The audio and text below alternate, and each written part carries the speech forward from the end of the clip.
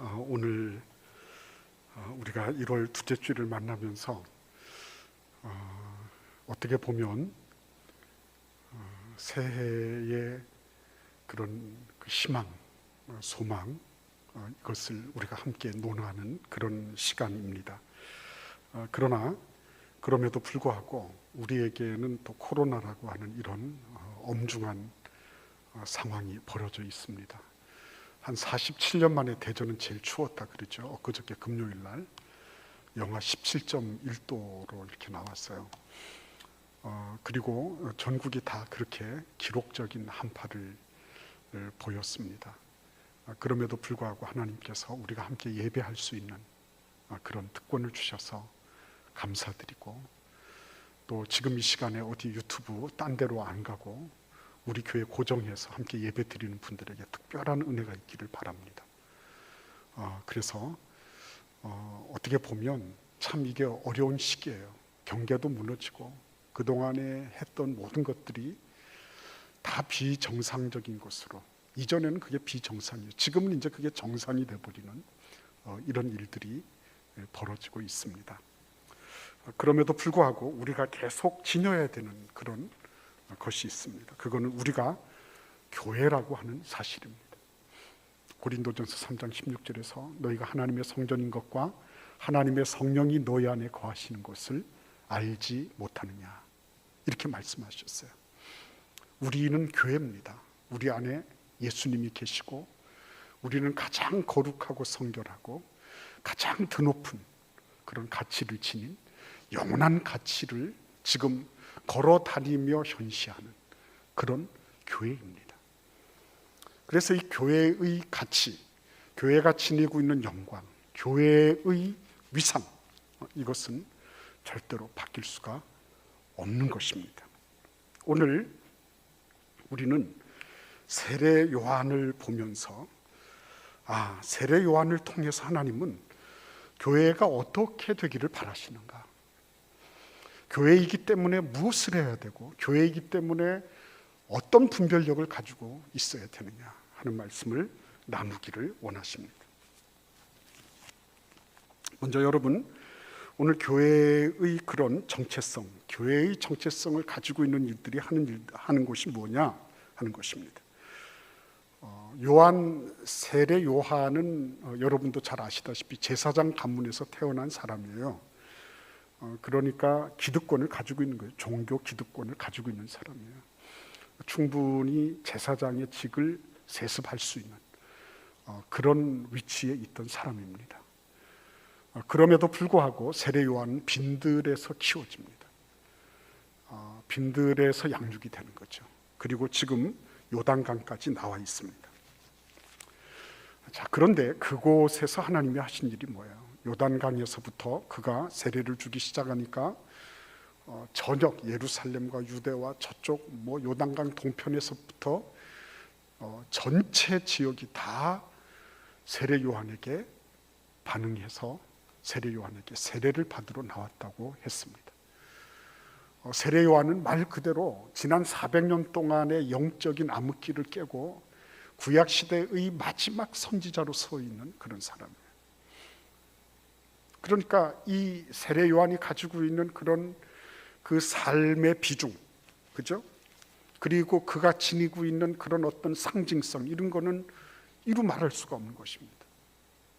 근데 그 중에 어떤 사람들이 세례 요한을 향해서 수많은 군중들이 몰려들고 수많은 인파들이 그를 향해서 쇄도해 가는 것을 보면서 이분이 혹시 그리스도가 아닐까, 우리가 그동안에 기다려왔던 메시아가 아닐까 하는 그런 기대를 안고 보았습니다. 거기에 대해서 세례 요한이 뭐라 그럽니까? 나는 물로 세례를 베풀었거니와 나보다 능력 많으신 이가 오시나니 나는 그의 신발끈을 풀기도 감당치 못하겠노라. 누구를 얘기하는 거죠? 예수 그리스도를 언급하고 있는 것입니다. 그러면서 17절에 보시면 그는 16절 하반절입니다. 그는 성령과 불로 너희에게 세례를 베푸실 것이요. 17절에 손에 키를 들고 자기의 타작마당을 정하게 하사 알곡은 모아 곡간에 들이고 죽정이는 꺼지지 않는 불에 태우시리라, 이렇게 말합니다. 자기는 물로 세례를 베풀어서 그분의 오시는 길을 준비하는 것이 임무다라고 얘기합니다. 그러나 그분은 자신이 하고 있는 이런 세례하고는 격이 다른, 차원이 다른 불과 성령으로 너희에게 세례를 베푸실 것이다. 그리고 급기야 그분은 이 타작마당에서 알곡과 죽정이를 가르는 심판주가 되실 것이다, 이렇게 말하는 장면을 보는 것입니다. 교회가 교회인 것, 교회이기 때문에 해야 되는 것, 바로 이거죠. 뭡니까? 당신이 진짜 위대해 보인다, 당신이 진짜 뭐다, 이렇게 할 때 세례 요한은 뭐라고요? 나는 그분의 신발끈을 매는 것, 이것도 제대로 할 수 없는 존재입니다. 나는 그분에게 감히 비교할 수 없는, 그분을 향해서 내가 감히 뭐라고 말할 수 있는 그런 건덕지가 없는 사람입니다 라고 말할 수 있는 거죠. 진짜 그 사람이 신앙인입니까? 그러면 자기가 받는 모든 영광이 내 것이 아니라 오롯이 예수께 돌려줘야 하는 것을 인정하는 사람이에요. 장깔뱅이라는 그런, 나중에는 스위스로 하지만 프랑스 신학자가 있죠. 이 사람은 평생의 종합병원이었습니다. 그렇게 병약할 수가 없었어요. 그럼에도 불구하고 그는 스위스 제네바로 이사를 와서 제네바를 개혁하는 일을 했습니다. 제네바는 그때 당시 유럽에서 제일 냄새가 고약한 매운꿀과 마약과 알코올 중독과 이런 거지들로 가득 차 있는 그런 도시였어요. 근데 그곳에서 깔뱅은 개혁을 하기 시작합니다. 세 가지를 통해서 개혁합니다. 하나는 강단, 하나는 교단, 하나는 의회. 강단에서 말씀을 전했어요. 교단에서 아이들을 교육했습니다. 그리고 의회에서 법령을 제정해 나갔습니다. 이 세 가지가 함께 되면서 깔뱅은 말 그대로 제네바를 가장 거룩하고 깨끗한 도시로 만들었어요. 그럼에도 불구하고 그의 묘소를 찾는 것은 쉽지 않았습니다. 왜냐하면 팻말 비슷한 게 JC, 장깔뱅이라고 된 거 팻말 하나 있고, 그의 유언이 자기의 묘소에 묘비 세우지 말라는 것이었어요. 유언. 혹시라도 누군가가 와서 순례객이라 그러면서 자신이 예수 그리스도 그분보다 자신에게 뭔가가 주어질까 봐 그게 두려웠던 거예요. 그래서 그는 자기가 마치 뭐라도 되는 것처럼 사람들에게 장깔뱅이라는 말이 자꾸만 오르내리고, 제네바가 뭐 새 예루살렘 뭐 이런 식으로 일컬어지는 것을 극도로 경계했다고 했습니다. 오직 그리스도에게만 영광, 나에게 오는 것은 하나도 달갑지 않은 거예요. 그 모든 것들이 예수께로부터 와서 예수께로 돌아가는 건데 내가 거기에서 영광 받을 것이 어디 있냐 하는 거죠. 세례 요한의 마음이 그랬습니다. 세례 요한은 나는 그분에게 비하면 나는 아무것도 아닙니다. 물과 불과 성령으로 세례를 주신 그분은 물로 세례를 주고 있는 내가 감히 비교할 수 없는 그런 왕 중의 왕이에요. 그리고 주 중에 주님이 되시는 그분이십니다. 그렇게 고백했던 거죠. 그러니까 교회는 깊이 예수님과 연루되어 있습니다. 교회는 깊이 주님과 더불어서 이 수직성이 확실하게 정립이 되어 있습니다. 오직 그분만 영광 받으시도록 나의 어떤 일들이 혹시라도 사람들에게 도움이 되고 유익이 돼서 내가 찬사를 받아야 될 때, 그때 이거는 다 예수께로부터 온 것입니다. 큰 축복이죠. 큰 은혜죠. 그런 영예가 어디 있습니까? 나 같은 죄인이, 티끌과 진흙으로 얽혀져 있는 나 같은 죄인이 나를 통해서 예수님이 영광을 받으신다는 것처럼 영광스러운 일이 어디 있습니까? 큰 은혜와 축복이고 영예죠. 그 사람 깔뱅은 그렇게 살았습니다. 깔뱅의 문장이 있습니다. 이렇게 심장 하트를 손에다가 이렇게 올려드리는 그런 깔뱅이 문장이 있어요. 그 깔뱅의 문장을 통해 가지고 우리나라의 SFC 운동도 그것을 자신들의 로고로 삼아드렸습니다. 그는 이렇게 말합니다. 제 자신의 주인이 제가 아님을 알기 때문에 저는 제 심장을 도려내어 희생 제물로 주님께 바칩니다. 내가 내 것의 주인이 아니라는 것입니다. 이 모든 것의 주인이 주님이시기 때문에 내 심장을 도려내서 주님 손에 주님께 올려드립니다. 그런 정신으로 사는 것이 교회입니다. 교회이기 때문에 그것이 가능한 것입니다. 그런데 오늘 본문은 느닷없이 이상한 얘기를 하고 있는 모습을 봅니다. 여기까지는 우리는 별 이의가 없어요. 그런데 18절 말씀 이하를 보시면 그가 여러 가지로 백성에게 좋은 소식을 전하였지만 분봉왕 헤롯에게는 그렇지 않았어요. 왜냐하면 그가 자기의 제수 헤로디아를 취하였기 때문에 그 동생의 아내를 강탈을 한 것입니다. 그리고 여러 가지 많은 죄를 지었습니다. 그래서 세례 요한이 거기에 대해서 한마디를 한 것입니다. 잘못됐다고, 그렇게 살면 안 된다고 한마디 한 것입니다. 그 한마디를 한 결과 그는 감옥에 갇히게 된 것입니다. 우린 여기서 이상한 생각을 하게 돼요. 이상하게 보게 되는 것입니다. 왜 세례 요한이 그렇게 거룩하고 경건한 길을 걷다가 갑자기 정치 바닥에 개입하게 됐나 하는 거예요. 사실은 정치 바닥에 개입한 게 아니죠. 엄밀하게 말씀드리면 그는 정치를 한 게 아닙니다. 헤롯에 대해서 반대를 한 게 아닙니다. 헤롯의 비윤리적이고 반도덕적인 삶을 지적한 것이지, 그가 헤롯의 정권이나 헤롯의 정치에 대해서 불의한 부분을 지적하고 그 부분을 바르게 잡으라고 얘기를 한 거지, 그가 정치의 좌와 우에 섰다거나 이런 게 없습니다. 여러분 거기 보시기를 바랍니다.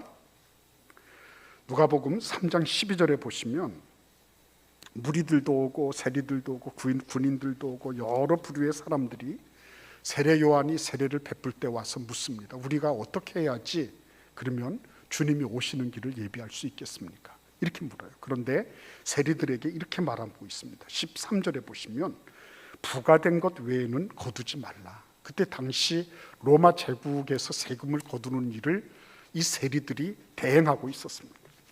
그런데 그 대행하던 사람들이 로마에서 거두어 드리라고 하는 것 이상으로 더 많이 징수를 해서 자기 배를 채우고 있었거든요. 그러니까 세례 요한은 그런 비윤리적인 도둑질을 하지 마라 라고 지금 얘기하고 있는 것입니다. 근데 여기에서 우리가 생각해야 될 게 있어요. 아니 세례 요한은 자기 나라가 있는데 로마 제국에서 세금 거두는 거를 그러면 묵인했다는 말인가? 라고 우리는 질문할 수 있는 거예요. 왜 세례 요한은 자기 민족의 반역자인가? 반역자가 되었나? 그러면은 세금 내는 거 그만두라고 하든지, 아니면 로마 제국에 대해서 반기를 들고 너희들이 세금 거둔 거 가지고 군사를 모집하라고 하든지 독립군을 키우라고 하든지 이렇게 해야지 라고 말할 수 있을 거예요. 그러나 세례 요한은 그렇게 하지 않았습니다. 이게 지금 중요한 거는 세례 요한은 예수 그리스도의 길을 예비하는 데 집중하고 있다는 것입니다. 예수 그리스도의 길을 예비하는데, 예수 그리스도의 길을 예비하는 것이 무엇입니까? 마음과 심령 속에 들어있는 더러운 죄악들, 울퉁불퉁한 모든 것들, 그거를 제해버리라고 하는 것입니다. 우리 이사야 40장 3절과 4절 말씀을 우리 같이 한번 읽어보도록 하겠습니다. 이사야 40장 3절과 4절 말씀입니다. 구약성경 1014면입니다. 외치는 자의 소리여 이르되 너희는 광야에서 여호와의 길을 예비하라. 사막에서 우리 하나님의 대로를 평탄하게 하라. 골짜기마다 도두어지며 산마다 언덕마다 낮아지며 고르지 아니한 곳이 평탄하게 되며 험한 곳이 평지가 될 것이요. 5절에 보시면 여호와의 영광이 나타나고 모든 육체가 그것을 함께 보리라. 이는 여호와의 입이 말씀하셨느니라 그랬습니다. 모든 낮고 높아진 것, 높아진 것은 그것을 깎아서 낮추고, 낮춰져 있는 것은 메꾸어서 돋우고, 그래서 평탄하고 고든 길을 만드는 것, 심령에, 우리 마음속에 심령에 들어있는 모든 이런 울퉁불퉁한 것들을 평탄하게 하는 것, 그것은 회개라고 말하고 있는 것입니다. 회개하라는 것입니다. 회개의 열매를 맺으라고 하는 것입니다. 방향을 돌이키라고 하는 것입니다. 그런데 그 방향을 돌이키는데 어떤 거예요? 그것이 단지 개개인의 방향선회로만 되는 것은 아니라고 하는 것입니다.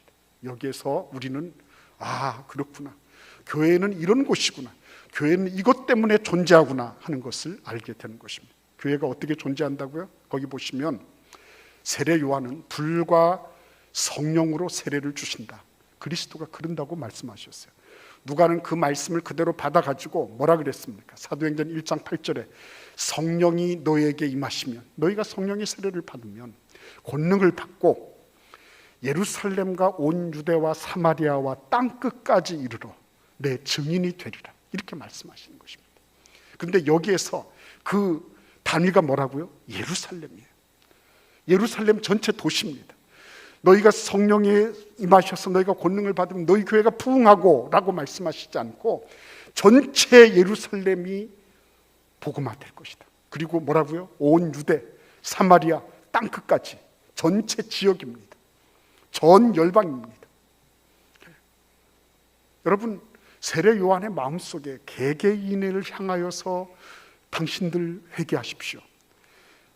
모든 울퉁불퉁한 것들, 뾰족뾰족한 것들, 이런 것들 다 하나님 앞에 나와서 회개함으로 평탄하게 되십시오. 그래야지 예수께서 오십니다. 그래야지 예수님 마음속에 모실 수 있습니다. 이렇게 설교를 했어요. 근데 개개인에 대한 문제만이 아니라 세례 요한의 마음속에 들어있는 건 뭐죠? 전 도시를 보는 겁니다. 전 나라를 보는 겁니다. 전 나라를 보다가 누가 걸린 거예요? 헤롯이 딱 걸린 거예요. 여러분, 세례 요한이 무슨 독립운동을 하고 민족운동을 하고 아니면 정권에 뭐가 돼서 이런 얘기를 우리는 알지를 못해요. 그러나 우리가 분명히 알 수 있는 거, 세례 요한은 그 나라가 도덕적으로 윤리적으로 부패하고 썩어져 가는 것을 결코 좌시할 수 없었다는 거예요. 그것은 성령께서 우리에게 임하셨을 때 전체 도시를 보게. 그래서 이 대전에 있는 교회들이 해야 될 일은 뭐예요? 우리 교회가 부흥하고 성장하는 것 중요한 겁니다. 그러나 전체 도시가 주님께로 돌아오는 것. 대전의 교회들이 함께 연합하고 함께 힘을 모아서 우리가 해야 될 것은 전 도시가 예수 그리스도의 증인이 되는 그 일을 함께 도모해 가는 거예요. 그러니까 여러분, 세례 요한의 마음속에 깊이 들어있는 것은 뭐냐면 단순하게 어떤 한 개개인의 회개 정도로 끝나는 것이 아니라 전체 나라가 하나님께로 돌아와야 되고 하나님 앞에 바르게 서야 된다는 거예요. 교회는 세상에 비치고 소금이로서 모든 흑암을 깨치고 부패를 방지해야 되는 역할인 거예요. 그러니까 성령의 충만함을 입게 되면 전 도시에 대한 시야가 넓어지고 거기에 대한 영적 책임을 지게 된다고 하는 것입니다. 세례 요한은 책임 있는 사람이었습니다. 그는 저 왕에게 이런 얘기를 지적하면 틀림없이 자기에게 불이익이 있을 것을 모르는 사람이 아니었어요. 그럼에도 불구하고 자기가 하나님의 보내심을 입은 선지자로서 이 얘기를 반드시 해야 되는 거예요. 어느 누구도 못하는 거죠. 교회가 할 수 있는 거죠. 교회가 불이익을 감수하고 손해를 감수하고 나중에는 목숨 잃을 것을 감수하고서라도 이 세상에 대해서 할 말을 할 줄 아는 것, 그게 교회의 책무죠. 그래서 교회가 사는 것입니다. 교회는 그렇게 살아왔습니다. 많기 때문에 세 분리하니까 그게 아니에요. 다 많으면 옳은 것입니까? 적으면 그러면 분리해서 아무것도 못하는 것입니까? 그게 아닌 것입니다. 세례 요한은 하나님 앞에 자기가 해야 될 일들을 했어요. 이거 우리나라 전체를 바라보고, 전체를 바라보고 전체가 하나님 앞에 바로 서야 된다는 거예요. 그래서 여러분, 이 수직적으로 주님과 함께 동행하고 예수 그리스도를 드러내는 일을 깊이 감당한 교회는 수평적으로 횡적으로 교회가 지니고 있는 무한한 책임을 느끼는 거예요. 이 나라 이 땅에 포르노가 들끓고 있고 수많은 그런 음란한 것들이 횡행하고 있고, 이것에 대해서 교회는 너희들은 그렇게 하다가 지옥 가라가 아니라 저것이 나의 기도가 모자라고, 내가 하나님 앞에 정말 그들을 위하여 간절하게 기도하지 못해서, 그들을 향해서 구원의 손길을 내밀지 못해서 이런 일이 발생했구나 라고 내 가슴을 칠 줄 아는 거예요. 그래서 저는 하나님 앞에 생각을 합니다. 그렇구나. 우리가 대전을 주님께로 이런 모토를 한 지가 몇 년 전에 있었어요. 그때는 그래, 대전을 주님께로 이끄는 거 그거 필요한 거야 라고 생각했습니다. 그러나 그때 아직은 저는 개교의 중심주의를 벗어나지 못했더랬어요. 근데 이제는 그렇습니다. 하나님, 이게 전부 다 우리가 함께 서로 연합하고 연결되어서 이 일들을 감당해야 됩니다. 여기에 제가 눈을 뜨게 된 거예요. 여러분, 우리가 어느 정권에 대해서 반대하고 누구누구를 옹호하고자 하는 것 아닙니다. 잘못된 것은 잘못된 것이라고 선지자적인 목소리를 높일 줄 알아야 되는 것입니다. 저는 아무리 생각해봐도 동성애와 차별금지법, 이런 부분들은 정말 용납해서는 안 됩니다. 이것은 단지 이 나라 인민족 사회를 부패하게 만드는 정도가 아니라 교회 문을 닫아버리는 것입니다. 영원히 구원받을 사람들을 그치게 만드는 행위인 것입니다. 어떻게 여성을 소유물로 삼는 이슬람을 동등하게 차별 금지하라고 그들을 무차별로 수용하라 그럽니까? 어떻게 어린아이들, 그 꼬맹이들한테 동성애를 가르치고 그런 것들 다 괜찮다고 얘기하면서 성교육한다면서 성행위를 가르칩니까? 어떻게, 여러분들 생각해 보십시오. 이 나라 이민족이, 저는 동성애자들을 가리켜서 비난하고 그들에게 돌 던지고, 안 그렇습니다. 저나 그나 죄인은 마찬가지고요. 다 용서받아야 되고요. 그들도 우리의 형제입니다.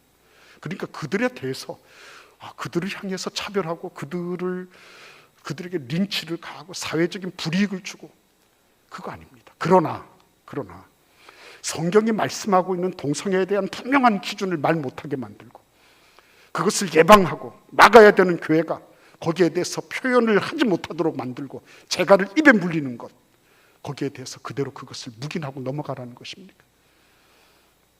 그럴 수 없는 것입니다.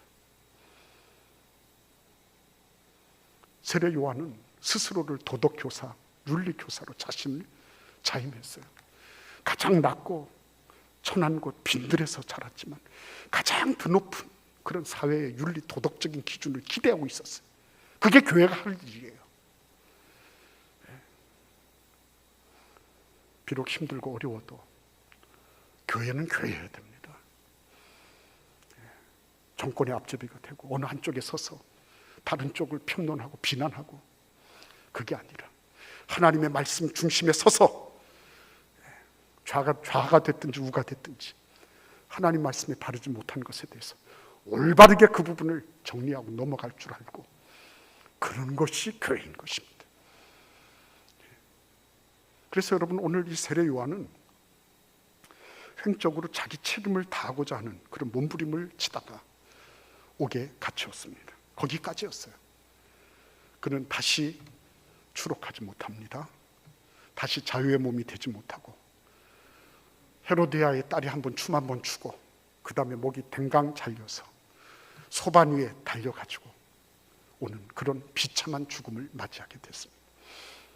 그럼에도 불구하고 하나님은 예수 그리스도, 그분의 길을 세례 요한이 예비하게 하시고, 예수 그리스도를 통하여 여자가 난 자 중에 이렇게 위대한 인물이 없었다고 그렇게 평가하게 만드는 그런 훌륭한 삶을 살았습니다. 얼마나 오래 살고 얼마나 누리며 살겠습니까? 한번 왔다 가는 세상인데 우리가 얼마나 영광을 누리겠습니까? 뭐 누려봐야 또 누가 얼마나 오랫동안 기억해 주겠습니까? 하나님은 그러나 기억하십니다. 인간은 기억할 수 없어요. 인간은 그 모든 것들 다 흘려보낼 것입니다. 그러나 하나님은 기억하십니다. 하나님은 알고 계십니다. 하나님은 그 모든 것들을 우리의 생명책과 행위록에 기록해 놓으시고 우리를 깊이 바라보고 계신 것입니다. 저는 우리 대전 제일교회가 큰 교회 되고 엄청난 교회가 되는 것보다 바른 교회가 되고 말씀 중심에 서서 말씀의 가치를 온전하게 선포하고 그 말씀대로 살아가는, 그래서 세상에 어떤 것들이 묻혀서 들어와가지고 교회가 지니고 있는 그 영원한 가치를 훼손하는 것을 막아내고 세상을 향하여 썩어져가고 부패해가는 것들을 꾸짖고 소금의 역할을 해서 그래서 그것을 다시 회복시켜 나가는 그런 교회, 그 교회가 되어야 된다고 저는 믿는 거예요. 오늘 하나님은 세례 요한의 투옥으로 끝나지 않고 그 이후를 예비하고 계세요. 예수 그리스도가 드디어 등장하십니다. 그분께서 오신 것입니다. 그분께서. 세례 요한은 정말 고군분투했습니다. 저렇게 해서 허무하게 가는가 싶은데 그게 아니었어요. 하나님은 예수 그리스도를 드디어 세례 요한 이후에 내어놓으시면서 그것을 계속적으로 하나님이 이어가고 계신 거예요. 예수 그리스도께서 십자가에 달려 죽으시고 부활하시고 승천하신 후에는 또 성령을 보내셔서 그 일을 이어가고 계신 거예요. 성령께서는 우리의 믿음의 선조들을 쭉 망라해서 드디어 우리에게까지 오게 하시고 우리가 그 일을 이어가게 해 주신 것입니다. 그래서 우리야말로, 교회야말로 이 시대의 미래요, 희망인 것입니다. 이 시대가 썩고 부패해 나갈 때 교회가 소리를 높이고 교회가 하나님 앞에 올바른 가치를 제시하고, 그래서 좌가 우가 아니라 하나님의 진리의 말씀 중심에 바로 서서 좌도 우도 거기에 어긋나면 그것을 향해서 분명하게 질정할 줄 알고 회개를 촉구할 줄 알고 드높은 기준을 가지고 살아가는 그런 삶의 모습을 교회가 살아가도록 하나님은 인도하고 계신 것입니다. 그래서 오늘도 우리의 삶 속에서 하나님, 내가 지금 이렇게 저렇게 힘들고 어렵지만 그러나 주님, 하나님께서 우리에게 베풀어 주신 이 드높은 그런 기준을 결코 내가 타협하거나 세상의 수준으로 하향 평준화시키지 않도록 도와주세요.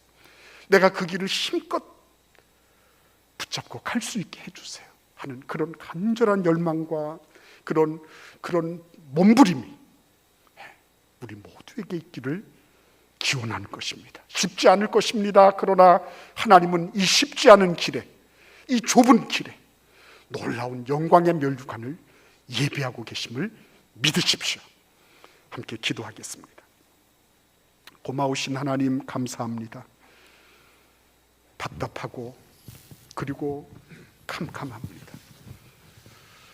적절하게 타협하고 적절하게 좋은 게 좋은 것으로 넘어갈 수 있는 그런 일들이 얼마나 많은지 모릅니다. 그러나 교회입니다. 우리는 교회입니다. 하나님, 예수 그리스도의 영광을 우리는 드러내야 되겠고 동시에 이 시대를 향한 무한한 책임을 지니고 있는 교회임을 알게 하여 주옵소서. 그리하여서 이 세상에 부패해가는 이 냄새나는 이 죄악으로 말미암아 질식될 것 같은 이 세상 속에서 우리가 거룩함과 그리고 성결함의 산소를 뿜어내는 산소통이 되고 그러한 역할을 감당해내는 그런 주님의 백성들이 되게 하여 주옵소서. 예수님의 이름으로 감사하며 기도하옵나이다. 아멘.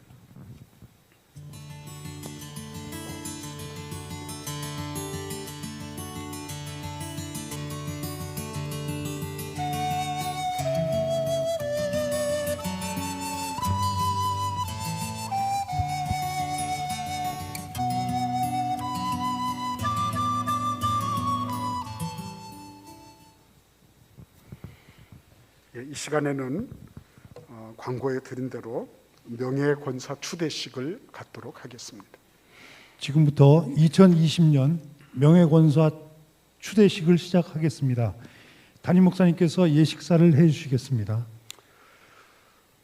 본 대한예수교 장로회 대전 제1교회 박정순, 양옥순, 이난희, 이복자, 조영숙 집사님은 본교회 집사로서 모든 교우의 모범이 되었으므로 본교회 당회의 결의로 명예권사로 추대하는 예식을 거행하겠습니다. 소개하시죠. 예, 명예권사로 추대받으시는 분들을 소개하겠습니다. 호명되실 때에 자리에서 일어나 주시면 감사하겠습니다. 박정순 집사님, 이목순 집사님, 양옥순 집사님, 이난희 집사님, 이복자 집사님, 조영숙 집사님, 이상 5분입니다. 소개하겠습니다. 박정순 집사님, 집사님은 1988년부터 서리 집사로 임명받아 33년을 섬기셨습니다. 양옥순 집사님은 1989년부터 서리 집사로 임명받아 32년을 섬기셨습니다. 이난희 집사님은 1999년부터 서리 집사로 임명받아 22년을 섬기셨습니다. 이복자 집사님은 2000년부터 서리 집사로 임명받아 21년을 섬기셨습니다. 조영숙 집사님은 1986년부터 서리 집사로 임명받아 35년을 섬기셨습니다. 이제 담임 목사님께서 추대사를 해주시겠습니다. 본교회 박정순, 양옥순, 이난희, 이복자, 조영숙 집사를 본교회 대전 제1교회는 명예권사로 추대하고자 합니다. 이 5분에게 하나님이 주시는 풍성한 은혜와 복으로 충만한 여생이 되시기를 기원합니다. 네, 목사님께서 기도와 선포를 해주시겠습니다. 주님, 20년 이상을 한결같이 서리 집사로서 주님을 잘 섬기신 5분의 집사님들이 이제 명예권사로 추대되셨습니다. 하나님 아버지께서 그 마음과 심령을 아시는 줄 압니다. 믿음으로, 그리고 인내로, 그리고 우리 주님을 향한 헌신으로 얼룩진 그 20년의 세월을, 30년의 세월을 우리 주님께서 기억하시고 축복하시고 그동안 쌓이고 쌓인 기도, 우리 주님 앞에 드리고 드린 그 기도와 간구가 헛되지 아니하여서 예수의 이름으로 예수 그리스도의 그 영광을 위하여 귀하게 응답받는 생이 되게 하실 줄 믿습니다. 자자손손 복을 주시고 가정에는 평안 주시고 산업은 한없는 은혜와 능력으로 충만하게 하시고 영혼 육이 다 강건한 삶 살게 하여 주옵소서. 예수님의 이름으로 축복하며 기도하옵나이다. 아멘.